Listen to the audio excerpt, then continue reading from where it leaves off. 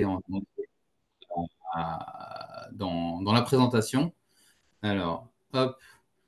On va avoir plusieurs cas tout au long de la présentation, notamment voilà, le cas qui vous intéresse le plus aujourd'hui, peut-être le cas de l'anesthésiste médecin, on va dire salarié. Et en effet, on va regarder aussi les différentes applications qui vont venir donc au fil du temps, puisque voilà, on commence salarié avec des remplacements, puis on s'installe en libéral avec en tant que remplaçant, si c'est une fonction à temps plein ou voilà, ou en tant qu'indépendant. Et peut-être qu'au cours de la vie, on se dit, bah, je vais m'associer avec d'autres professionnels, donc créer une structure, une société d'exercice libéral, par exemple, afin de pouvoir exercer mon activité. Voilà un petit peu tout le cheminement qu'on va voir aujourd'hui. Alors, n'hésitez pas, pendant la présentation, à m'interrompre si vous avez des questions. Je vais essayer d'avancer relativement rapidement, parce que je crois que vous aurez à disposition le support à la fin, qui a des exemples, qui reprend des situations voilà, réelles avec des cas concrets qui ont été vraiment calculés sur des données réelles, et que vous pourrez étudier si nécessaire et nous contacter après Crédit Agricole et DBF Audit, donc cabinet d'expertise comptable, donc partenaire du Crédit Agricole sur cette formation présentation. En quelques mots, en complément de cette introduction, voilà, ce qui est important, si vous êtes là aujourd'hui, c'est que vous l'avez compris, c'est que c'est important de s'entourer entourer quand on va commencer en tout cas à se lancer dans le monde professionnel, que ce soit voilà, d'un expert comptable, d'un banquier, d'un avocat fiscaliste, peut-être pour vous structurer correctement. N'oubliez pas d'ouvrir un compte bancaire professionnel lorsque vous lancez votre activité. C'est d'une part une obligation, voilà, quand on dépasse les 10 000 euros d'encaissement. Il y a une tolérance si on a moins de 10 000 euros d'encaissement, mais sur l'année, mais voilà, c'est une obligation et c'est bien d'y veiller, notamment en cas de contrôle fiscal. Ça permet de séparer le pro et le perso. Et vous verrez que voilà, les différents régimes fiscaux et sociaux qu'on va évoquer un petit peu dans la présentation donc, de ce jour. Rien n'est acté, rien n'est immuable. Voilà, vous pouvez toujours évoluer au cours de votre vie professionnelle et c'est important de les avoir en tête pour pouvoir voilà, justement se dire, par exemple, je suis au micro aujourd'hui, je suis au réel demain, je serai en société après-demain, je veux revenir en entreprise individuelle à l'avenir. Voilà, y a rien n'est acté dans le marbre, donc vous pourrez toujours, au fil de l'eau, faire évoluer un peu votre statut professionnel, mais pas que. Vous pourrez aussi les faire cohabiter. Je pourrais être salarié d'un côté et également indépendant de l'autre. Vous avez sûrement entendu parler des centres de gestion agréés. Alors, il n'y a plus de majoration depuis fin 2022 si on n'est plus adhérent du centre de gestion agréé. C'est remplacé par l'examen de conformité fiscale, les petits contrôles qui pouvaient avoir lieu par le passé au niveau du centre de gestion. Et ces contrôles peuvent être faits toujours par les centres de gestion, mais également par un professionnel d'expertise comptable. L'intervention, donc comme on vient de voir, alors on va passer les différents régimes celui du plus actuel pour vous ou peut-être au plus lointain.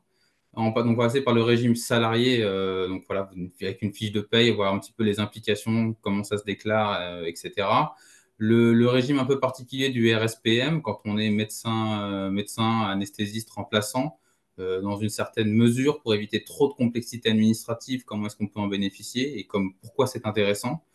Et ensuite, les régimes voilà, libéraux, donc en BNC, comme vous avez peut-être déjà entendu parler, soit au micro, donc au forfait, soit au réel, avec les calculs de dépenses, recettes moins dépenses, donc encaissement moins les décaissements de votre activité. Et enfin, le régime de l'anesthésiste associé, donc voilà, j'ai ouvert ma structure, ma société avec des associés, et j'exerce au sein de cette société. Vous verrez qu'il y a eu des petites nouveautés sur 2023, et c'est intéressant de les avoir en tête pour choisir quelle structuration adopter par la suite. Alors, je crois que, interrompez-moi si besoin, on a environ une quarantaine de minutes et après une dizaine de minutes de questions-réponses. Un peu, enfin, moi, je peux m'adapter, hein, j'ai pas de... Parfait. Impeccable, impeccable. Quelques petites informations, quelques voilà, touches lexicales pour commencer, pour que tout soit clair au niveau du déroulé de la présentation. Alors, on parle de chiffre d'affaires, de recettes, ça va être des synonymes pour vos activités. Concrètement, c'est tous les honoraires et les rétrocessions que vous encaissez. Donc, c'est vraiment tout en haut d'un compte de résultat, c'est ce qui va rentrer sur le compte bancaire. On parle à l'inverse, on oppose un peu les deux, de bénéfices, c'est vraiment le résultat, donc vraiment le chiffre d'affaires que vous avez, moins toutes les charges de votre activité. Le chiffre d'affaires tout en haut, le bénéfice, le résultat tout en bas. L'URSSAF, ou l'URSSAF et la CARMF, on va faire les deux en parallèle, ce sont les caisses auxquelles vous allez cotiser en tant que médecin, anesthésiste. L'URSSAF, c'est la caisse à laquelle tous les professionnels libéraux cotisent à présent, et la CARMF, c'est celle qui est propre aux médecins. Le RSPM, on va le voir tout à l'heure, c'est le régime simplifié des professions médicales. C'est un régime de cotisation qui est assez récent, qui vous permet de déduire forfaitairement de calculer forfaitairement des cotisations qui vont être appelées uniquement par l'URSSAF, mais pour l'URSSAF et la CARMF, avec un mode de calcul vraiment simplifié et qui vous permet de vous simplifier tout votre système déclaratif comptable. Tout est géré au niveau d'une seule et même page. Je vous montrerai juste après comment y accéder et un petit exemple sur le calcul à ce niveau-là. Et enfin, BNC, alors c'est un acronyme, hein, c'est bénéfices non commerciaux. C'est tout simplement la qualification des revenus que vous allez toucher quand vous êtes indépendant, donc un professionnel libéral. Voilà, je suis médecin, j'ai des revenus dans mon entreprise individuelle, ils sont qualifiés de bénéfices non commerciaux. C'est l'acronyme à ce niveau-là. Alors, le premier point qu'on va aborder, c'est le cas de l'anesthésiste salarié. Donc, anesthésiste salarié, alors c'est le cas le plus commun, le plus classique, vous le connaissez sûrement déjà tous.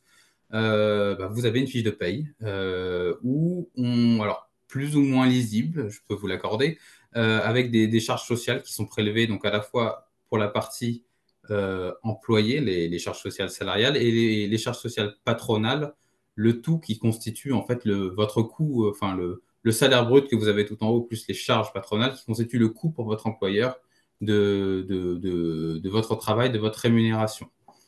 Donc, ces charges sociales, elles sont prélevées directement au niveau de votre fiche de paye, et il ne vous reste à la fin, en effet, que votre net à payer.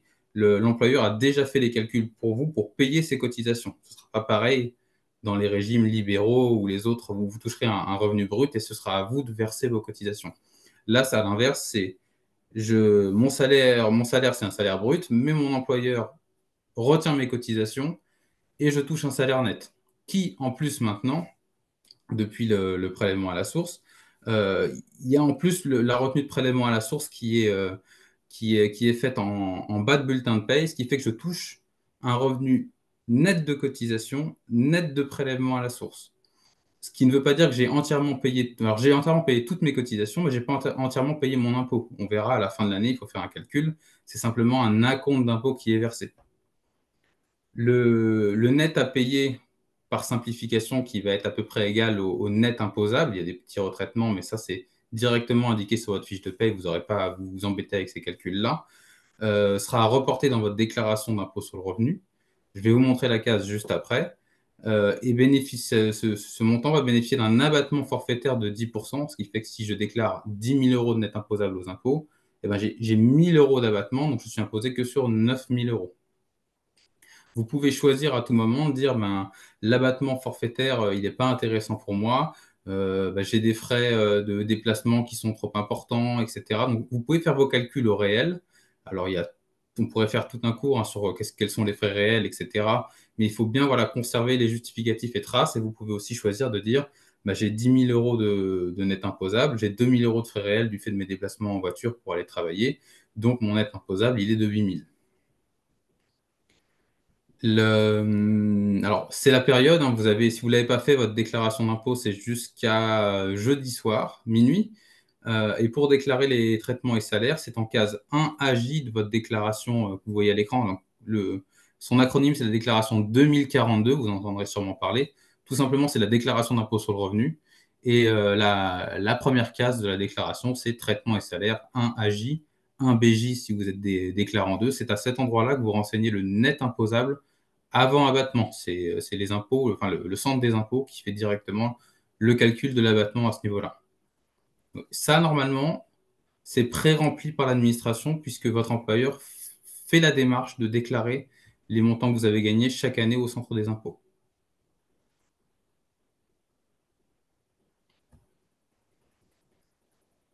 Si vous n'avez pas de questions, mais normalement c'est le plus simple, le plus limpide au niveau voilà, de tout ce qui est salaire, on peut passer à la présentation d'un régime que vous ne connaissez peut-être pas forcément, qui est donc le RSPM, donc qu'on a évoqué tout à l'heure.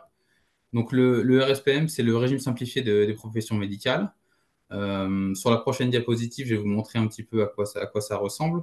Mais concrètement, alors il y a des conditions pour en revenir un petit peu plus en détail s'il le faut, où vous aurez mon adresse mail en fin de présentation et je pourrais vous donner un petit peu plus de substance si des gens sont intéressés par ce régime. Voilà, il faut être médecin salarié, retraité ou étudiant. Et par contre, avoir une activité, c'est important, exclusive de remplacement. Ça veut dire que vous ne pouvez pas avoir une activité libérale à côté et en plus être remplaçant. Voilà, pour l'instant, je suis exclusivement remplaçant. Il faut faire un chiffre d'affaires inférieur à 19 000 euros. Sous condition, on peut le dépasser un petit peu. On verra ses particularités si nécessaire. Et là, en fait, forfaitairement, c'est relativement simple. J'encaisse mes rétrocessions, mes honoraires en tant que médecin, anesthésiste remplaçant. Et bah, tout simplement, j'ai un taux de cotisation qui va s'appliquer forfaitairement, donc de 13,5%. Et ça va m'appeler à la fois mes cotisations URSSAF et mes cotisations CARMF. Je ne vais pas m'embêter en fait à faire des calculs, à payer l'URSSAF, à payer d'autre côté la CARMF, etc. Non, c'est un régime hyper simplifié. Je déclare mes recettes, je suis prélevé forfaitairement de mes cotisations et il me reste voilà, mon aide de cotisation. Vous avez un tout petit forfait que vous pouvez choisir pour tout ce qui est risque, invalidité, décès, 158, 631 euros. Ça dépend vraiment de la protection c'est un choix, c'est la protection du risque d'incapacité. Enfin, si vous êtes, voilà, si vous avez un accident, si vous décédez, malheureusement, toutes les problématiques de couverture qui pourraient être mises en place du fait du forfait que vous avez choisi en complément du RSPM, donc du régime simplifié des professions médicales. Donc, vous touchez le net et après, bah, c'est le régime du micro-BNC qui s'applique. Vous avez, on le verra un petit peu après, c'est votre chiffre d'affaires abattu de 34% que vous déclarez aux impôts. Concrètement, ce que vous avez à retenir, c'est un régime qui peut s'appliquer si je suis remplaçant exclusivement. Ça permet d'éviter voilà, ça me simplifie les démarches, ça me permet d'éviter des cotisations qui sont forfaitaires quand on est en entreprise individuelle, on verra pourquoi, et qui sont des revenus relativement faibles qui viennent grignoter un peu trop finalement le reste à vivre, enfin du coup le net que vous touchez. Ça vous permet de payer les cotisations, c'est aussi très important et vous le verrez, on va insister dessus un peu après, en temps réel, puisque en régime libéral, il peut y avoir jusqu'à 2 ans de décalage parfois, ça dépend de la période de l'année à laquelle vous touchez des revenus. Et en plus, ici, si j'encaisse rien, je ne paye aucune cotisation, ce qui n'est pas forcément le cas dans le régime libéral classique. Vous avez, là en présentation, c'est le site sur lequel vous pouvez aller vous inscrire directement en tant que médecin anesthésiste remplaçant pour le RSPM. Vous verrez, c'est relativement simple en pratique. Il y a un espace dédié en tout cas au niveau de l'URSSAF à ce niveau-là. Pour que ça soit peut-être un petit peu plus concret pour vous, je vous ai placé un petit exemple ici. Alors, j'effectue des activités de remplacement en plus de mon activité salariée, donc j'ai pas d'autres activités libérales à côté. Je suis vraiment exclusivement remplaçant. J'ai encaissé 15 000 euros sur l'année. Voilà, donc j'ai encaissé 15 000 euros sur mon compte professionnel que j'ai ouvert à cet effet. Eh ben, je vais déclarer au RSPM mes 15 000 euros de recettes et je vais payer 2 025 euros de cotisation. Je choisis mon forfait en fonction de la couverture que je veux avoir, mais ça, c'est discrétionnaire, c'est à votre souhait. Voilà. Si je veux me protéger parce que voilà, je sais pas, j'ai déjà des enfants, j'ai un conjoint et il a besoin de ce revenu, ben voilà, je vais choisir la couverture haute. C'est que moi, j'ai besoin d'argent, j'ai pas forcément besoin de me couvrir. Ben, je vais choisir la couverture basse, les 158 euros. Donc ça, j'ai rempli mes obligations en termes déclaratifs au niveau des caisses, des caisses URSSAF et des caisses de CARF. Et derrière, bah, c'est mes 15 000 euros. Bah, j'ai simplement une case, on verra, c'est comme pour le régime micro un peu plus tard à déclarer. Mes 15 000 euros dans la déclaration d'impôt et je serai imposé uniquement sur un forfait de 66% de ce montant, donc 9 900. Concrètement, j'ai encaissé 15 000 euros, je fais ma déclaration en ligne très rapidement au niveau de l'URSSAF, je paye 2 025 euros de cotisation, j'ai une case à remplir dans ma déclaration d'impôt, 15 000 dans une case très précise qu'on verra tout à l'heure, et je ne suis imposé que sur 9 900 euros, qui prend en compte tous les frais inhérents à les charges sociales et les petits frais que je pourrais avoir dans cette activité de remplacement. Donc, une démarche très simple, mais réservée voilà, pour des remplacements, des premiers remplacements en tout cas, et inférieur à 19 000 euros. Vous pourrez dépasser les seuils dans certains cas, avec une certaine limite. Mais un régime qui peut être intéressant en tout cas à accumuler en tout cas en début d'activité.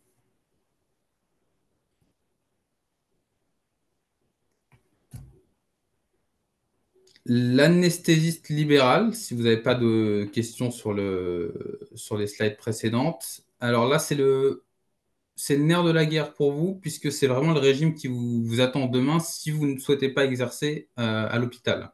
À l'hôpital, vous continuez avec des traitements et salaires, comme on l'a vu tout à l'heure. Vous pouvez à la fois être à l'hôpital et en libéral. Ça, c'est un choix personnel. On a en tout cas, on accompagne, nous, de notre côté, beaucoup de professionnels qui font 2 à 3 jours à l'hôpital, 2 jours en libéral. C'est des régimes qui se cumulent tout à fait. En tant que libéral, vous avez le choix entre 2 régimes principaux, le régime du micro-BNC et le régime du réel. Le régime du micro, c'est un peu le penchant du RSPM dans le sens où vous ne vous embêtez pas à tenir une comptabilité, à faire plein de déclarations. C'est que vous avez moins de 77 000 euros de chiffre d'affaires, ou alors vous y avez le droit de toute manière sur les 2 premières années d'activité, peu importe le chiffre d'affaires. Je répète, vous y avez le droit sur les 2 premières années d'activité, même si vous dépassez le chiffre d'affaires de 77 700 euros, mais tant que vous dépassez ce chiffre d'affaires-là, vous pouvez rester au micro. Concrètement, vous payez vos cotisations sociales à l'URSSAF et à la CARF. Donc là, maintenant, vous êtes sous un régime classique et général. C'est l'URSSAF et la CARF qui vont vous appeler chaque mois, chaque trimestre, en fonction de ce que vous aurez choisi avec eux, les cotisations sur la base sur une base forfaitaire au démarrage et ensuite sur la base de vos revenus que vous aurez déclarés chaque année. Et ceux-ci vont se régulariser au fil du temps. On va voir l'implication, notamment au niveau du réel. On a des exemples qui seront. Enfin, non, juste après, on a le régime social pour bien vous montrer les implications sur les cotisations. Donc, vous payez vos cotisations à l'URSSAF et à la CARF.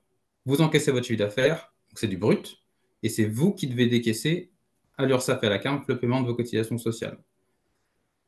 Le régime fiscal qui va s'appliquer là, du coup, comme on parle du micro, c'est pareil. J'ai 34% d'abattement, donc vous déclarez 66% du montant que vous allez toucher en honoraires sur l'année. Le régime d'imposition, c'est le régime BNC, c'est l'acronyme qu'on a vu tout à l'heure, c'est les bénéfices non commerciaux. Alors, je regarde un petit peu les notes que j'avais mises en bas. Voilà, c'est ce qu'on se disait, vous avez le droit de plein droit pendant les 2 premières années. Et ce qu'il faut avoir en tête, voilà, c'est ce décalage de 2 ans. Et c'est à partir de 2 ans, quand vous dépassez pendant 2 ans d'affilée ces 77 700, que vous passez obligatoirement la déclaration contrôlée. Donc, le régime qu'on va voir juste après. Mais voilà, vous avez le droit d'opter pour le régime qu'on verra juste après, donc de la déclaration contrôlée, qui est le régime réel dans lequel vous déclarez vraiment vos résultats. Donc, je résume si c'est pas très clair, en tout cas pour ceux que ça le soit. Le régime micro, un régime simplifié, de début d'activité ou moins de 77 700 euros d'honoraires, qui vous permet d'avoir, de ne pas forcément tenir de comptabilité stricte, de déclarer vos revenus de manière forfaitaire. Donc, j'ai 70 000 euros de revenus, j'en déclare 66%. Et ça vous permet une simplicité, en tout cas au démarrage de l'activité. Et par contre, ce qu'il faudra bien regarder, c'est j'ai un abattement forfaitaire de 34%. Il ne faudrait pas que j'ai plus de frais que ces 34%, parce que dans ce cas-là, le régime réel sera peut-être plus avantageux. Et on va revenir un petit peu dessus également. Pour ceux qui y sont déjà et qui ont leur déclaration d'impôt à faire pour jeudi soir, je vous ai mis dans la présentation la case dans laquelle il faut déclarer les recettes du micro BNC. C'est le montant brut qu'il faut indiquer, c'est de l'administration qui va faire le calcul pour recalculer la base abattue. Un petit exemple pour vous avec des vraies cotisations, enfin une vraie base de cotisation. C'est une année de démarrage et j'ai bien fait exprès de prendre une année de démarrage pour vous montrer qu'on n'est pas comme sur le RSPM où on va payer les cotisations sur la base des revenus tout de suite qu'on a encaissés. Là, on a un décalage entre le paiement des cotisations réelles et les cotisations et les revenus, dans le sens où l'URSSAF et la CARMF ne seront au courant des revenus définitifs de votre année que le jour où vous ferez votre déclaration d'impôt sur le revenu. Ce qui fait que la première année, ils vous appellent sur des bases qui sont purement forfaitaires. Donc, je suis anesthésiste libéral en secteur 1 et j'ai encaissé 60 000 euros d'honoraires sur l'année 2023. C'est ma première année d'exercice. Forfaitairement, je vais payer 1 015 euros à l'URSSAF, 2 456 euros à la CARMF. Je vais avoir en 2023, alors je vais avoir en 2024, la régularisation de mes cotisations de 2023 puisque j'ai encaissé 60 000 euros d'honoraires. Donc abattu, ça va me faire, je vais apprendre mon résultat, donc 60 000, 34%, donc 39 600 euros. C'est la base qui va être retenue pour le calcul de mes cotisations. Et je vais avoir du coup 3 536 euros de cotisations à payer en 2024 pour l'URSSAF, 2107 pour la CARMF, plus la mise à jour de mes cotisations qui intervient l'année qui suit. C'est peut-être pas très clair, mais voilà. Là, vous avez justement un exemple chiffré qui vous permet de comprendre les décalages de cotisation. Vous voyez à gauche l'année 2023. Je suis à l'URSSAF et à la CARMF dans les tableaux du haut, tableau du bas sur la partie gauche. La première année, je paye des cotisations sur un montant forfaitaire parce que l'URSSAF et la CARMF ne connaissent pas mes revenus. Je déclare mes revenus en 2024 et vous verrez, vous voyez, notamment au niveau de l'URSSAF, on continue à payer sur des bases un peu forfaitaires sur le début d'année. Mais à partir du mois de juin, quand on a fait sa déclaration d'impôt sur le revenu, l'URSSAF et la CARMF, enfin, vous voyez à la CARMF tout en bas en 2024, il y a les 6 800 euros de cotisation. C'est que dès qu'ils ont connaissance de vos revenus de l'année d'avant, hop, ils vous disent, bah, vous avez payé 1015 euros par exemple l'URSSAF l'année dernière, vous auriez dû payer beaucoup plus, donc on vous appelle la différence. Ce petit message, concrètement, à retenir, c'est pour vous dire, vous êtes appelé forfaitairement la première année de vos cotisations, mettez de côté une quarantaine de pourcents de vos honoraires bruts pour payer vos cotisations. Parce que fin 2024, vous allez avoir le rattrapage de l'année 2023, plus le rattrapage de l'année 2024 pour qu'à la fin de l'année 2024, vous ayez payé autant de cotisations que ce que vous auriez dû payer sur le revenu de l'année 2023. Donc, vous avez un double rattrapage en fait sur l'année 2024. J'ai payé forfaitairement en 2023. Je suis appelé en 2024 de ma régularisation de l'année 2023. Mais en plus, je paye sur l'année 2024 exactement le montant de cotisation qui correspond à mon revenu 2023. Donc, vous allez avoir sur les 6 derniers mois de l'année qui suit votre installation un rappel de cotisation. Il y a un moyen pour éviter ça, c'est de déclarer dès la première année, à l'URSSAF et à la CARMF, j'anticipe déjà de faire plus de revenus. Vous pouvez leur dire de vous appeler sur des montants plus importants. Très souvent, les gens n'y pensent pas ou oublient. Donc, voilà, j'insiste bien à ce niveau-là. c'est que vous allez avoir ces petits rappels qui seront importants sur les années qui suivent, et donc bien les avoir en tête. Au niveau fiscal, c'est dans la case qu'on a vue tout à l'heure, mais voilà, j'ai mes 60 000 euros de recettes, j'ai mes 34% d'abattement, donc je ne déclare que 39 600 euros aux impôts. Si je n'ai pas réalisé de démarche pour payer du prélèvement à la source en amont, eh ben, je déclare mes revenus l'année d'après et pour 60 000 euros de recettes, j'ai 39 600 euros de revenus imposables et ça me génère 5 166 euros d'impôts. Concrètement, ça veut dire que comme je n'ai pas payé d'impôts, ça va me déclencher 4 échéances d'impôts. Enfin, ces 5 166 euros, je vais les payer en 4 échéances sur la fin d'année 2024. Et ensuite, cette déclaration, ça va vous générer des acomptes d'impôt sur le revenu, ce qui fait que pour que vous ayez à payer ces 5 166 euros, eh ben, l'État va dire ben, maintenant, chaque mois, vous allez me verser 429 euros d'acompte d'impôt sur le revenu. Ce qui fait que chaque mois, ben, vous allez payer un petit peu d'impôt sur le revenu pour venir déjà payer un peu d'impôt de l'année en cours.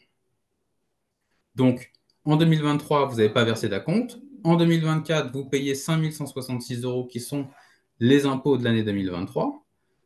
Je commence à avoir mes acomptes à partir du mois de septembre. Donc, je vais payer un peu 1600, ça fait 1700 euros d'impôts sur l'année 2024. Mais ce qui fait que si j'ai encore le même revenu l'année d'après, j'aurais payé que 1700 euros d'acompte. Donc, j'aurai encore à payer environ 3500 euros d'impôts en 2025 pour mes revenus 2024.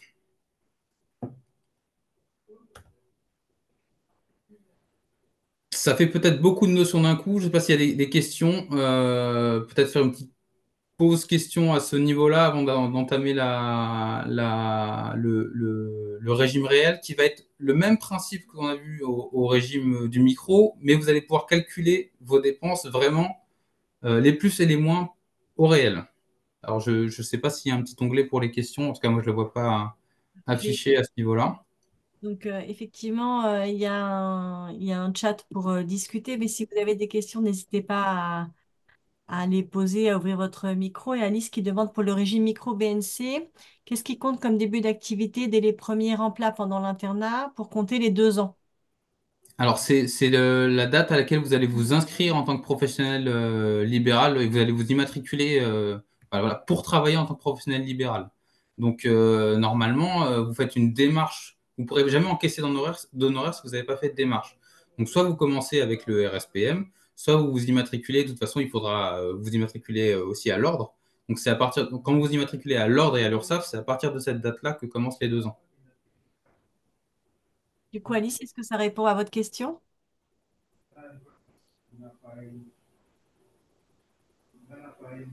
Bon, donc, c'est bon pour Alice. Et, donc, on a JB qui pose également une question sur euh, quelle case il faut remplir pour la déclaration des impôts dans le régime simplifié, quel montant?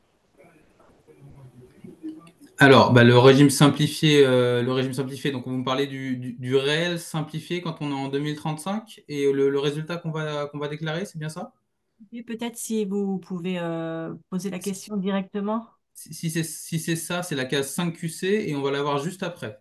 Alors, hop, j'avance un petit peu, elle est juste là. Donc ça, c'est le régime réel BNC 5QC. Et par contre, si vous me parlez du micro, normalement, elle est juste ici, c'est la ligne 5HQ. Après, bah, oui, il faut regarder les colonnes de droite si on est déclarant 1, déclarant 2. Mais en micro BNC, donc qu'on soit en RSPM ou au micro BNC, donc le régime classique, la case 5HQ. Et si vous êtes dans la déclaration contrôlée au régime réel, c'est la ligne 5QC, la case pardon, 5QC. Du coup, est-ce que je regarde. Alors, pardon, c'était pour le régime simplifié des remplaçants RSPM et donc 5HQ et avec abattement. Alors, quand on est en RSPM et au micro, c'est la case 5HQ. Et quand on est au régime réel, c'est la case 5QC. Du coup, JB, est-ce que ça répond à votre question? concrètement, dans votre déclaration, vous allez rentrer dans votre déclaration, vous allez valider les étapes pour tout ce qui est état civil. Voilà, je vis seul, je suis marié, pacsé, divorcé, mon adresse. Et ensuite, vous allez arriver sur une sélection de pages où vous allez devoir cocher les revenus que vous avez dans l'année. Et vous avez normalement une case, c'est revenus non commerciaux professionnels. Et en cochant cette case, ça va vous ouvrir exactement la feuille que vous avez à droite. Et vous voyez qu'en haut de la feuille, ici, il y a la ligne 5HQ pour les revenus imposables au micro, donc qui peuvent être le RSPM ou voilà, le régime classique du micro BNC. Et un petit peu plus bas, régime de la déclaration contrôlée, donc qui nécessite par contre d'avoir tenu une comptabilité, on va y revenir juste après, et d'avoir déposé une nièce fiscale à côté. Et c'est sur le résultat de cette nièce fiscale que vous reportez ici dans revenu imposable cas général, la ligne 5QC. Apparemment, JB, c'est bon. Du coup, il y avait également une autre question de Hugo. Peut-on avoir une déclaration au réel pour notre activité salariée et un régime simplifié pour les remplacements annexes?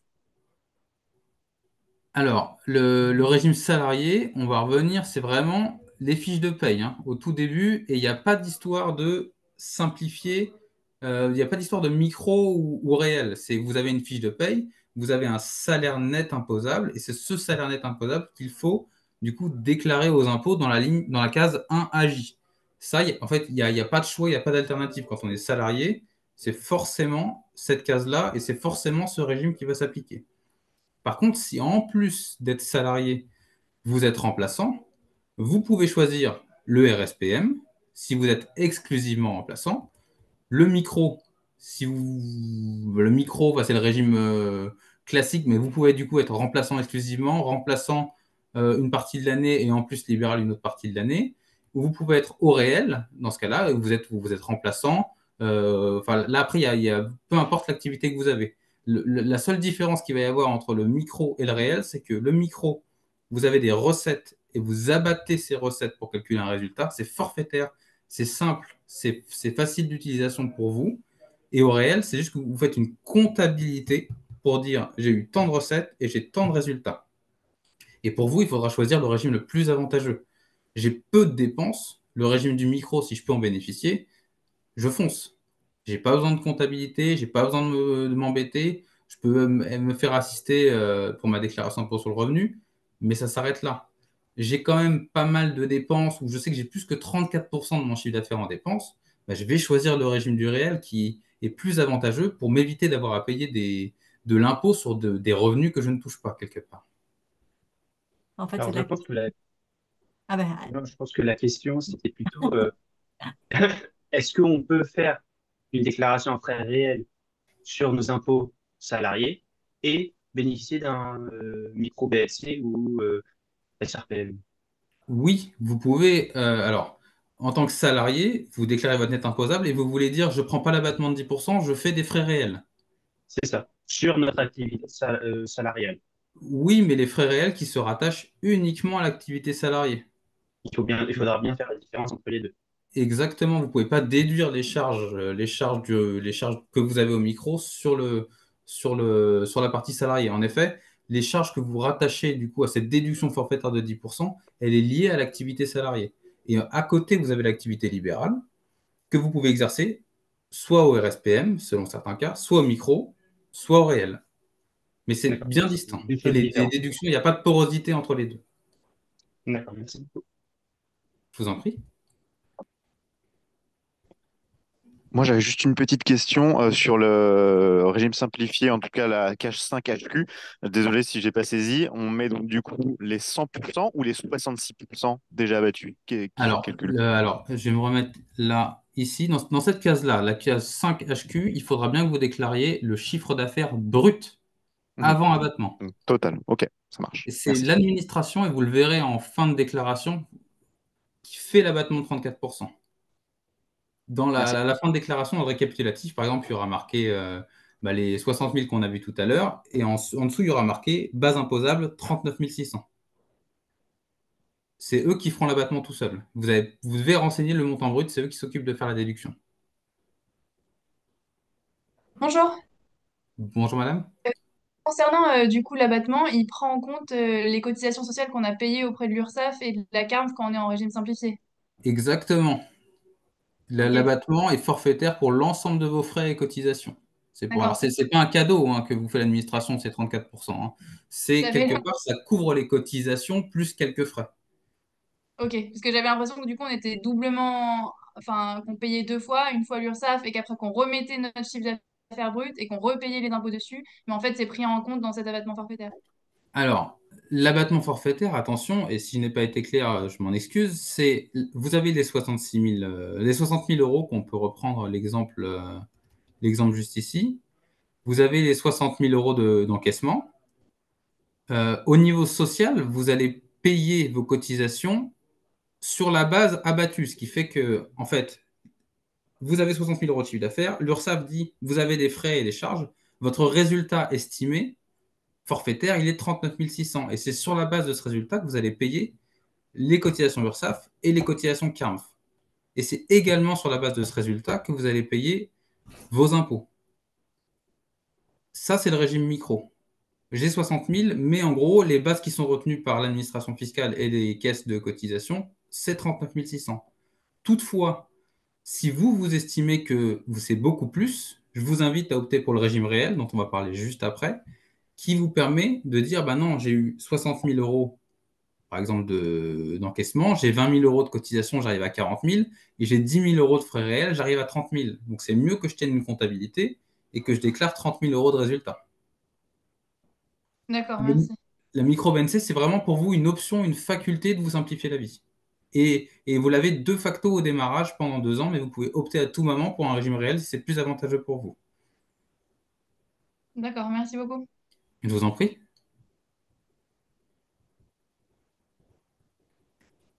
Est-ce que vous avez d'autres questions avant qu'on fasse rapidement le régime réel? Il y avait une question de Théodore, mais je ne sais pas du coup si ça a été répondu. Quelle catégorisation de l'activité en micro-BNC en tant que remplaçant sélectionne-t-on médecin secteur 2 ou secteur 1? Alors là, le fait de sélectionner secteur 1 ou secteur 2 en tant que médecin, c'est vous, c'est la convention que vous avez passée au démarrage avec la caisse primaire d'assurance maladie. Ça n'a rien à voir avec la déclaration d'impôt en tant que telle. Bah, si vous êtes secteur 1, bah, vous êtes conventionné sur le tarif. Enfin, vous avez les tarifs qui sont réglementés sur les actes que vous pratiquez, mais en contrepartie, vous avez le droit à certains abattements forfaitaires fiscaux. Vous avez le droit à des réductions de cotisations URSSAF. Par contre, vous êtes secteur 2, alors il y a des secteurs 2, convention Optam, on va pas rentrer dans tout le détail à ce niveau-là, mais c'est secteur 2, vous êtes libre sur les honoraires. Et par contre, voilà, il n'y a pas d'aide au niveau de l'URSSAF, il n'y a pas d'aide au niveau des impôts. Vous payez vos cotisations presque classiquement comme un travailleur indépendant classique. En fait, la question, c'était plus sur.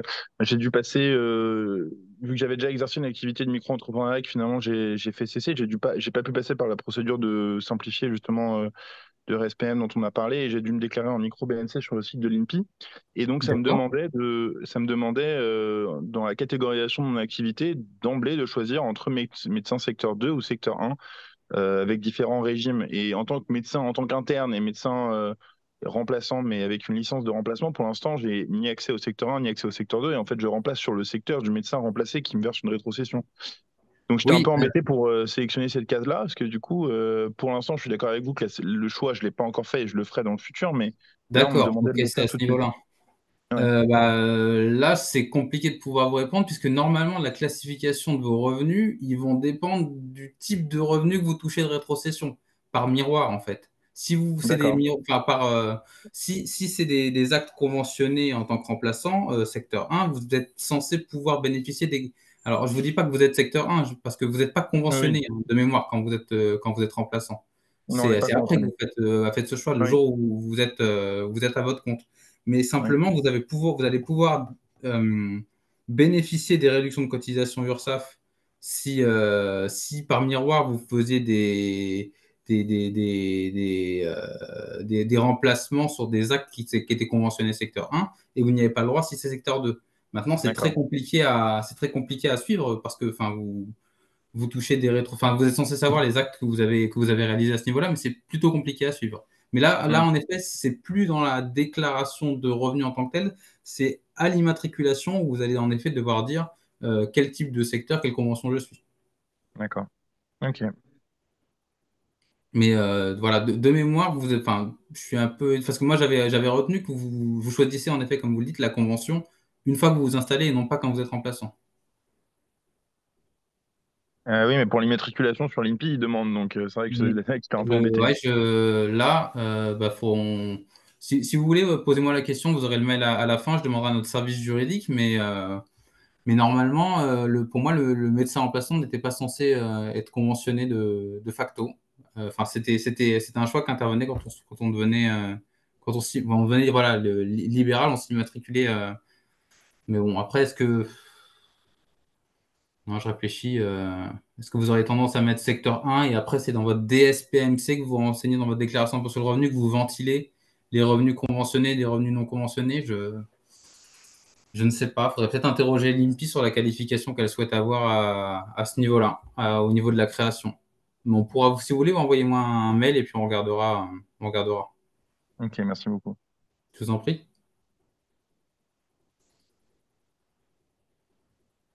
Est-ce qu'il y avait d'autres questions sur les premiers éléments qu'on a vus?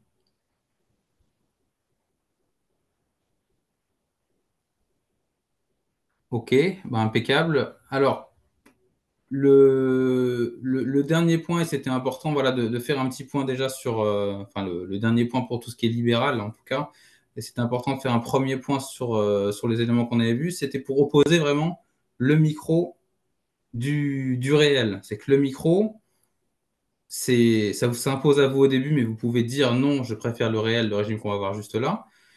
Parce que, en fait, le micro, c'est forfaitaire et ça peut être très adapté à vos besoins, à votre activité, mais ça peut aussi être complètement inadapté dans le sens où j'ai 60 000 euros de résultats, mais je suis installé en cabinet et j'ai beaucoup de charges.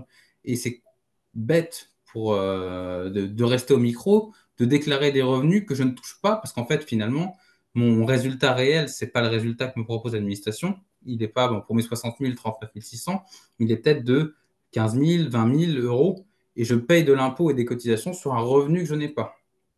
Dans ce cas-là, et c'est la plupart des cas, hein, vraiment quand on est installé finalement en libéral à terme, c'est je vais déclarer au réel. Donc je vais vraiment déclarer le niveau de mes encaissements et je vais déduire le montant réel de mes charges. Donc, je crois que j'ai mis un exemple juste après. Euh, le système de cotisation ne va pas changer. Ça veut dire que je vais continuer à être appelé sur la base de mes revenus N-2 et N-1 et régularisé. J'ai pas d'abattement de 34% et je déduis vraiment mes frais à l'euro. La petite contrainte à ce niveau-là, c'est que vous êtes obligé de déclarer une liasse fiscale, donc une déclaration 2035. Je ne sais pas si vous avez déjà entendu ce terme. Et c'est dans cette déclaration que alors votre cabinet d'exercice comptable, va faire entre guillemets le récapitulatif au centre des impôts des plus et des moins pour arriver au résultat. C'est dans cette case, donc on a vu tout à l'heure en case 5QC qu'on vient déclarer le résultat de l'alias fiscal. Pour vous, c'est un simple report. Le comptable, entre guillemets, a fait son travail, je reporte le résultat dans cette case-là. On reprend le même exemple que tout à l'heure, sauf que du coup, j'ai fait mon calcul, c'est plus avantageux d'être au réel parce que j'ai 60 000 euros d'honoraires, mais j'ai que 30 000 euros de résultat. Je vais avoir exactement le même cheminement en termes de cotisation, sauf que vous voyez, j'ai moins de cotisations à payer parce que j'ai moins de résultats d'une année sur l'autre à ce niveau-là. Donc concrètement, mon régime fiscal, il est plus adapté pour moi ici parce que je vais déclarer un résultat de 30 000 euros alors que j'aurais dû déclarer un résultat de 39 600 euros si j'étais au micro. Et je vais commencer à payer mon impôt sur le revenu sur la base de ces 30 240 euros. Et vous voyez que finalement, pour un même chiffre d'affaires, si j'avais choisi le micro, eh ben si j'avais choisi le micro, eh ben je suis obligé d'être à 39 600 euros de déclaration, alors que si j'ai choisi mon régime réel, là, je suis à 30 000 euros. Concrètement, ça veut dire que là, vous le voyez, j'avais 5 000 et quelques euros d'impôts tout à l'heure, là, j'ai plus que 2 350 euros d'impôts. Donc, en me déclarant au réel, je paye moins d'impôts parce que c'est plus adapté à mon activité, à mon niveau de charge. Et du coup, j'ai vraiment un impôt et des cotisations sociales qui sont calculées sur mesure. Alors attention, hein, je compare les deux régimes, mais ce qu'il faut regarder, c'est il n'y en a pas un qui est meilleur que l'autre en tant que tel. C'est juste que il faut que je regarde quelles sont mes recettes, quelles sont mes dépenses. Si forfaitairement ça tient dans les 34%, je reste au régime micro et que je respecte les conditions parce que je ne m'embête pas à tenir une comptabilité. C'est simple, je ne m'embête pas à suivre dans une liasse fiscale toutes mes dépenses. Et forfaitairement, tout est bon, tout est clair et je n'aurai pas de contestation vis-à-vis de l'administration. Par contre, si je vois que j'ai un décalage entre mon abattement et mes recettes réelles, j'opte pour le régime réel et dans ce cas-là, je déclare mes revenus sur la base vraiment de mes euros que j'ai encaissés moins mes euros que j'ai payés. Et comme ça, je paye des cotisations et de l'impôt vraiment de manière sur mesure. C'est ce qu'on vient de voir un petit peu. Là, c'était un petit peu la synthèse du micro et de la déclaration contrôlée sur laquelle vous pourrez revenir à la lecture de la présentation. C'est que dans tous les cas, ça se calcule sur les recettes qui sont encaissées dans l'année, mais c'est au forfait pour le micro, au réel pour la déclaration contrôlée. Et donc, c'est ma comparaison des deux qui va me dire voilà, quel régime est le plus adapté.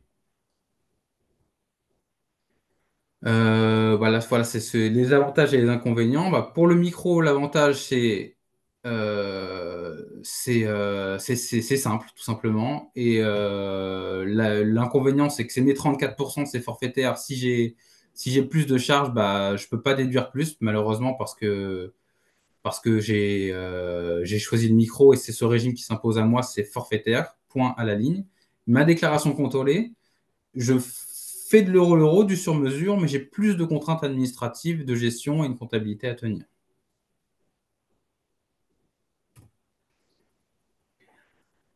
Un dernier point, avant qu'on fasse encore quelques questions-réponses sur le sujet, c'est l'anesthésiste associé en CELARL.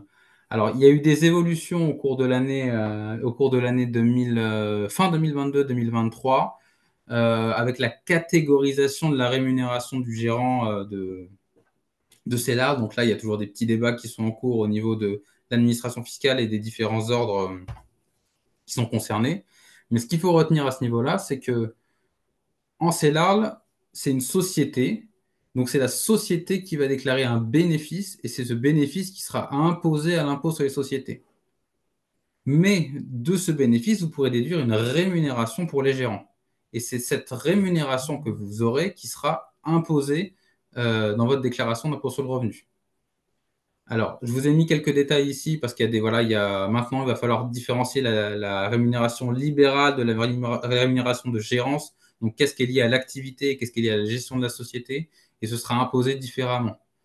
Mais pour faire simple, c'est une case dans la déclaration, jusqu'à aujourd'hui, c'était une case dans la déclaration, un peu comme les traitements et salaires, c'était sur une case un petit peu en dessous, la case 1GB. Demain, ça sera un petit peu en case BNC et un petit peu en case 1GB. Un petit peu, en fait, les deux régimes qu'on a vu mélanger avant.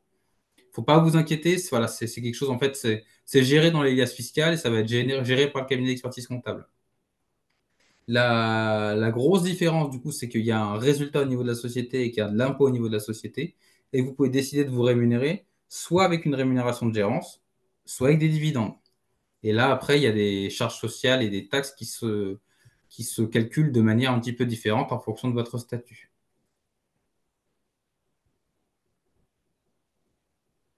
Voilà pour la présentation, en partenariat du coup avec le Crédit Agricole et Madame Chenet.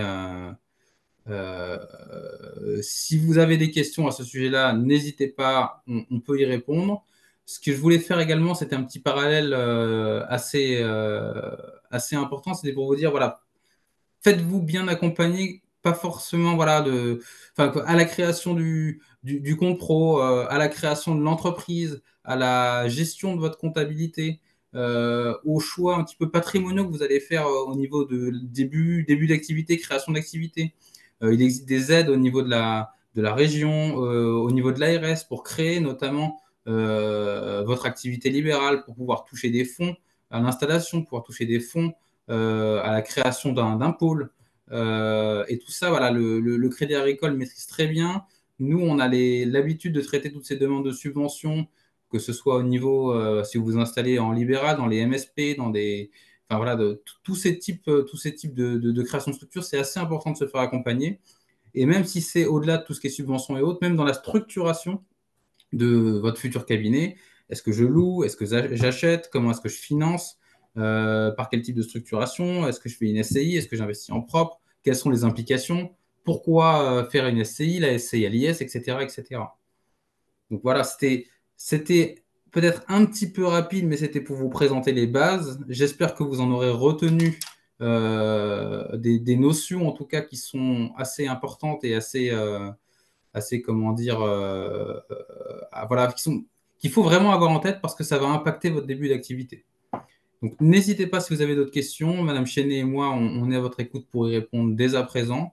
Mais également, vous avez nos adresses mail en fin de présentation et je pense qu'elle va vous être transférée, diffusée.